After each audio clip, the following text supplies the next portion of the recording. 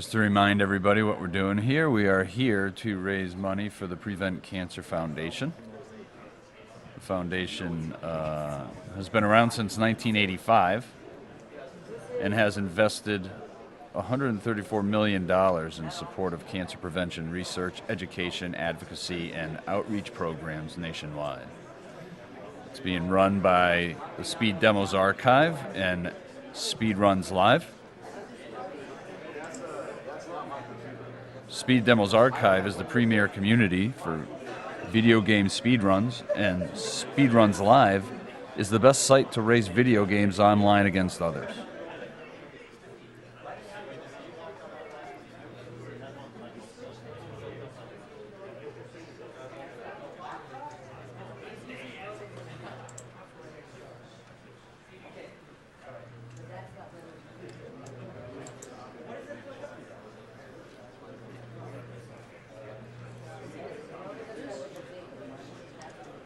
Just a reminder about our sponsors. First, the Yeti.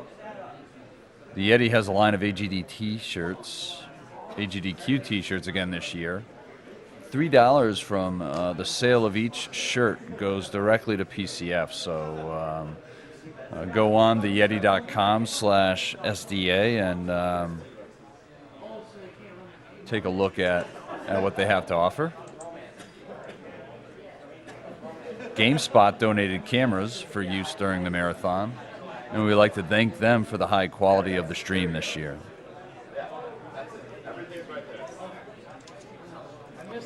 And let's not forget Twitch. Twitch is obviously the one making our stream possible. Channel subscriptions are available. If you have a channel subscription, it'll remove ads and give you the subscriber emotes. Half the subscription proceeds come to us, and we pass them directly to PCF. So half of the $5 subscription proceed, $2.50, will go directly to PCF as well. So on top of that, for every 1,000 viewers at the stream's maximum concurrent viewership, Twitch will donate $50. So that means if the stream tops out at 25,000 max concurrent viewers, it equals $1,250. The max donation of $5,000 will be if we reach 100,000 concurrent viewers.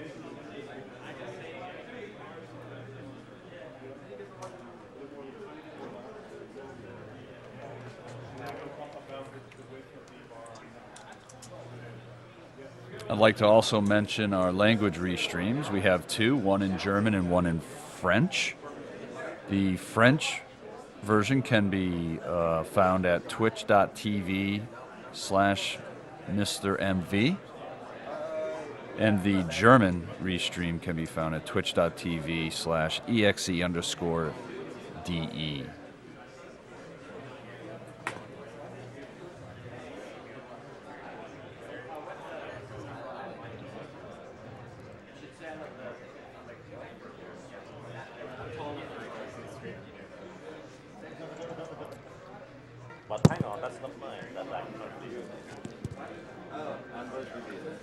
Quick reminder on the DuckTales Remastered Music Type donation war. Original 8-bit is leading, having $291.66. The remix version is at $190. I don't mind.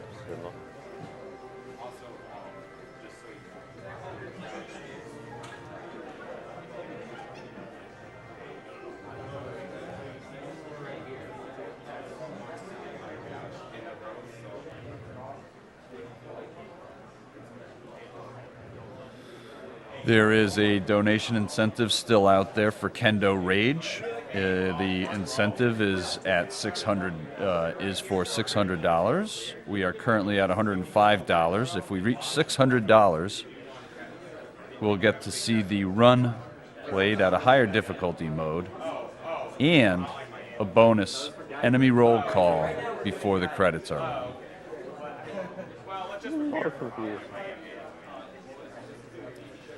There is a character choice I'm ready bidding to war go. going on for the Legend of Let's go, Mystical Ninja. Can they hear Dr. me? Yang is at 50. Kid Ying is at 0. Right now, no. I think we're getting ready to go.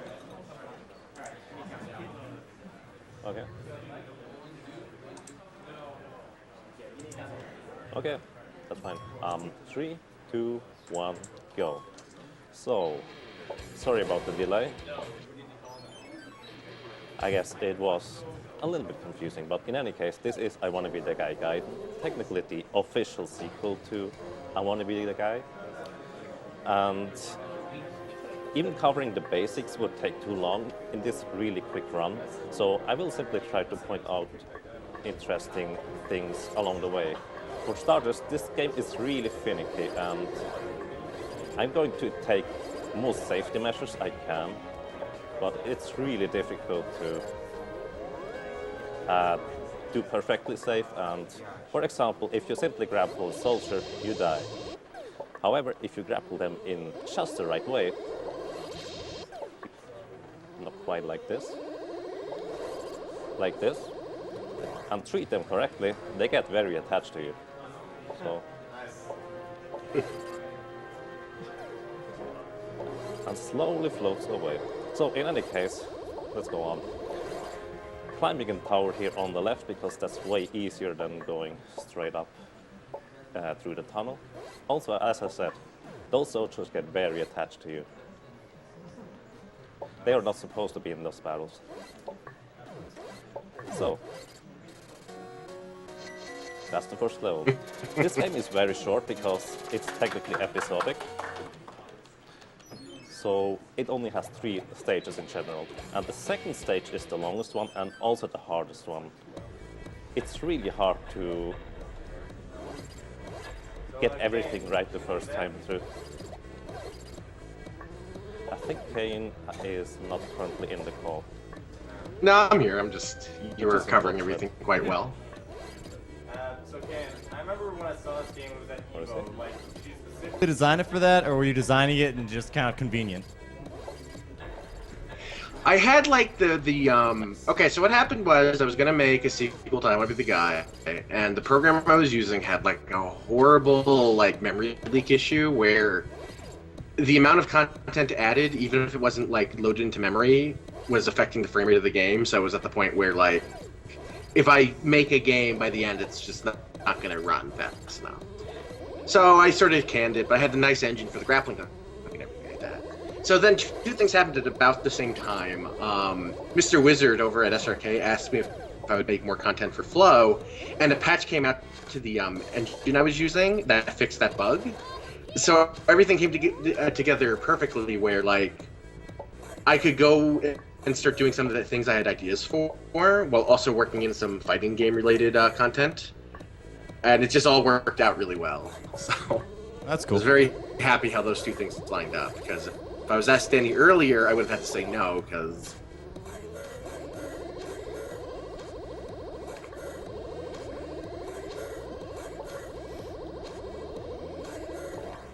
So, here I just defeated Zagat. He is the most random boss in the entire game. I think he's the only actual randomness aside from glitches. Well, I guess that can happen. Now, over here, there's supposed to be a skeleton Zagat, but for some reason, if you call out skeleton Zagat while the old Zagat is still, well, dying, I guess, in the lava, some weird stuff can happen. So, this is the 3rd level. And it's generally really easy, but there is a lot you can mess up in this level. And by simply being off slightly, you can die really quickly.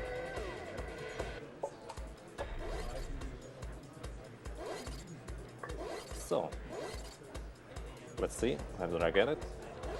Okay, the duck killed me. So, I don't know why Kane added that save point on the left there. But in any case, swinging below here is really tricky actually, because it's pretty precise. But it's still the most consistent way I could come up with to clear the screen. So, let's see.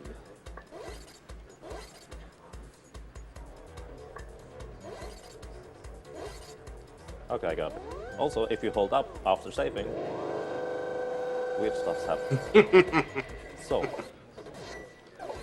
you want to lure Bald Bull in the left corner, and for some reason he gets locked in there. He cannot move anymore. Then afterwards you simply smash him into the floor 4 times. And now I suggest do not blink, because it could be quick, hopefully.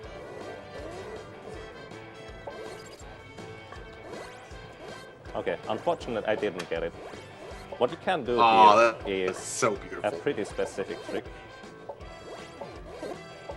which basically kills Bald Bull instantly. And what you can do is you jump up after you hit Bald Bull with the first fruit and grapple his face's hitbox and smash his face's hitbox into the fruits instead, which is pretty weird. So, and that's already it, because it's really a short game and time. Okay, that's fine. All right, that's It's it. amazing how this can take people hours, and yet you can just see it run through in 6 minutes. Nicely done. Kane still there? Yeah, it should be. Yep, we heard him. I can't hear him. So yeah, the game kind of ends on a cliffhanger. Can we ever expect to see the sequel? After I finish my next game, which is something actually original that I could sell, which is basically a Castlevania game. You know, I say original, and I describe it as a Castlevania-like, but, you know, making a game called Brave Earth Prologue. That's basically a kind of authentic-looking NES game, because that's popular now with indie people. I hate to say it, but so it's easy to make assets for a game like that. So I'm finally like producing something that's just like all me, and it feels great. So sadly, Gaiden has to wait until that's done. I have no idea how long that's going to take, but hopefully I'll see someone like FunkDoc like speedrun that in the future, because I think I really got the Castlevania thing down while giving it my own touch. All right, cool. Something to look forward to. Indeed. All right, Kay, and Thank you thank you very very much. much for calling in once again, everybody. Kay, All right, developer of thanks the game. guys. It's great to see my games too.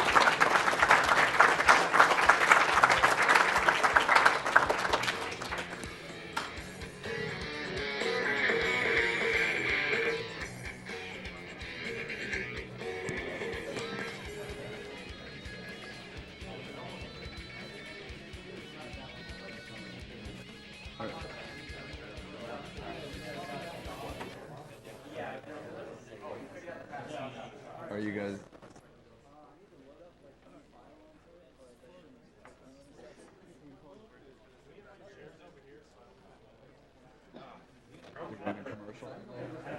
Just let me know when it's done.